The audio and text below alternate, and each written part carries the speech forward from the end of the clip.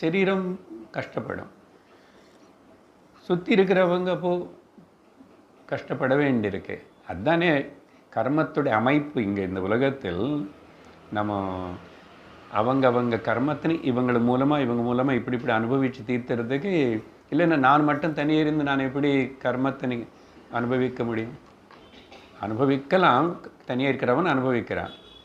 But பொதுவாக பார்த்தா சேர்ந்து வாழறோம் அவங்கள மூலமாக. இப்போ காட்டில் தனியாக இருக்கிற ஒரு ரிஷியோ மகாத்மா, காட்டில் தனியாக போய் இருக்கணும் தான் ராமர் இவங்க 3 பேர் போனாங்கன்னு வச்சுக்கோங்க.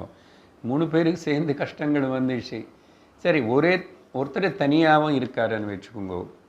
யாரும் இல்லை, தனியாக இருக்கார், தபஸ்ன்னு சொல்லி காட்டில் வாழ்கிறார்.